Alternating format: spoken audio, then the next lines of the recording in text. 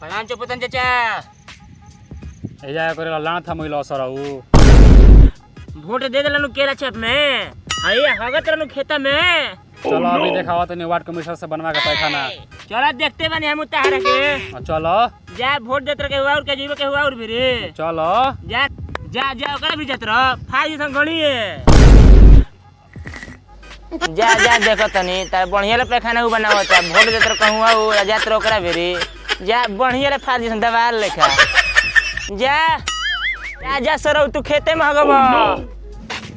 सरऊ तार गाड़े काट दे।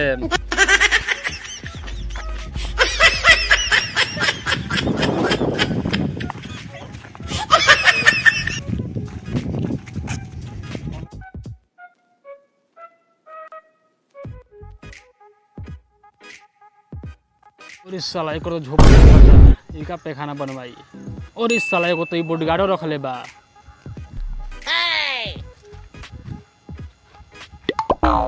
का काम बतार देख ले गमार लागत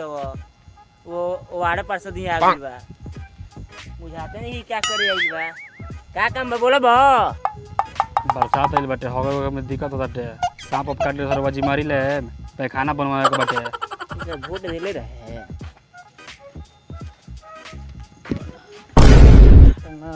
का बात बाजी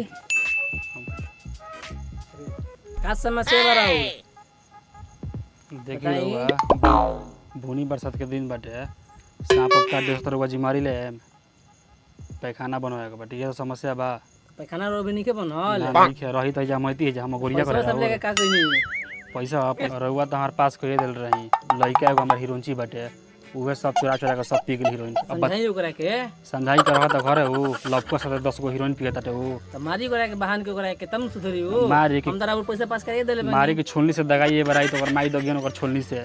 तो फिर हमरा भी क्या करई नहीं है ओने ये के रहुआ परिश्रम के हमारे दी करो पैसा ना देले रहा हां वोट देले रहे हम उनका किधर वोट ना आपके ना दल रहा ना देले रहे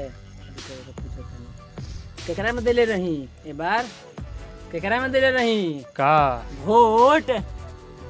बोली बात तोरा और सही बाटे का करम 5000 रुपया दे रहे घूस देख पर गिला वोट। ओह नो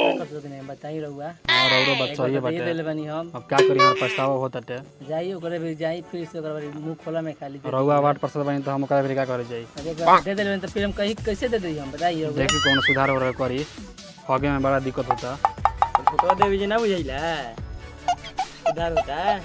जा ओकरे भी जा जेकरा के वोट देले बड़ो ओकरे से पैसा लियो एजा का करे जा बोली उठी पहले हमारे उठी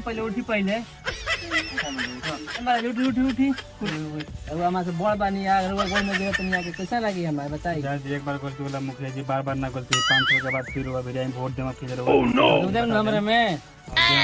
चुनाव चिन्ह बता दियो बबुआ बबुआ खाली नौकरी में खाली खात पी खाली मुर्गा भात बन गया ना तू 10 जगह मत लगियो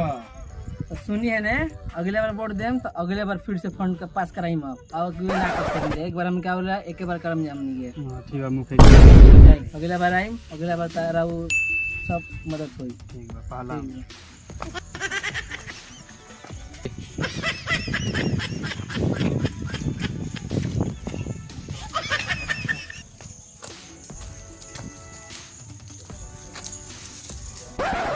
और इस साला एक और साला घर साला लूट के साला बना लिया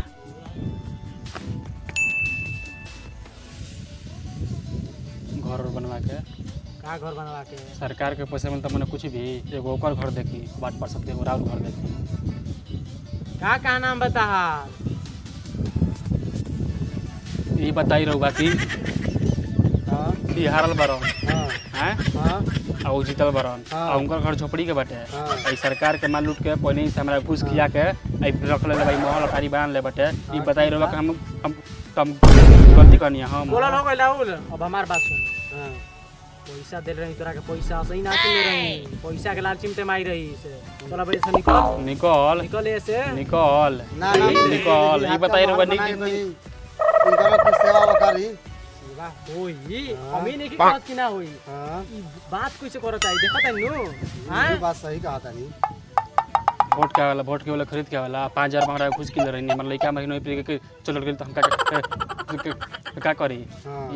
ई बताए कि हम इंसाफ कोना बोलम हम क्या बोली हां का दिक्कत बा समस्या बाटे पहिले तो बताई नहीं ना आगे तो बोल लगनी कहां में का फसल बा कबेला हम का है नहीं हम चुतिया बने जा हम तो पहिले तनी बताई इज्जत से बात करी इज्जत से ना बात होला हमरा बेरी उहे बात होला खत्म सरवा के दोगले बतियावा कौन फंड लेके आई बानी बताई हमारा बेरी फंड बा की फंड दे हमी बनी चोर बने जा हम बकलो ले जा लोकत नहीं जा हम तो पूछ ली हम जा बकलो लोकत नहीं जा हम फंड बाटे जा तो पूछ फंड का भी वाला सरकार भी लगा के वोटर भी वाला फंड हां बताई रो कुछ कही ना लेखा खाली हंसतन जा खाली लेखा आए हो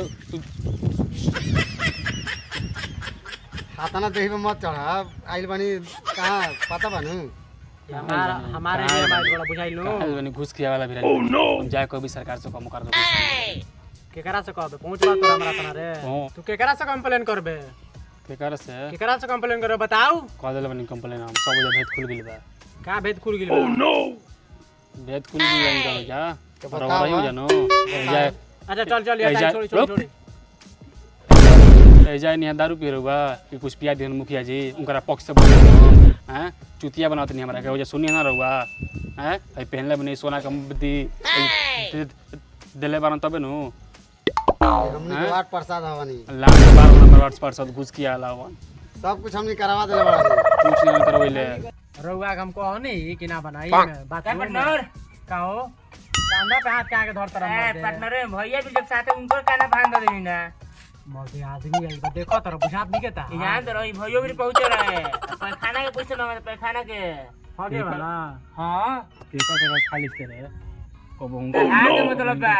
ये मैं भाई हूँ भाई हवन हाँ देखिए खाली कसाई ऊपर ना ऊपर से तो उनका सही हवन हैं का बोलता है छोड़ा भाई थोड़ा बा ए जे मारपीट हो जिला साहब मार लगम ना ऐसे मत बोलो ऐसे मत बोला ये कुछ ना कहे जा मुखिया जी उन के का मारा में करा जा कोने ना मारे की बात मत करो बुझाई लो मारे के बहुत पावर बा हमरो कहीं हमारे भैया जीतल बना ओकरो हमारा हम झपड़िया वाला के खाली हाथ मत बोलो बुझाई लो बोला मत बोलो का अब का करो का करता रहो ये का करता रहो निका करता रहो उठो ए चला टमा लड़े तो साला एकोनी के मरे तो हमनी का बा हमनी के तो वोट से मतलब आ जीते के बा खाली बस लड़े तो एकोनी जाता करी लड़े जाता खून बैगनी के देह में लड़े तो चलो का भाई चलो हाय फ्रेंड्स आप लोगों का वीडियो कैसे लगा अगर अच्छा लगा हो तो लाइक कीजिए कमेंट कीजिए शेयर कीजिए लाइक करिए बाय बाय फ्रेंड्स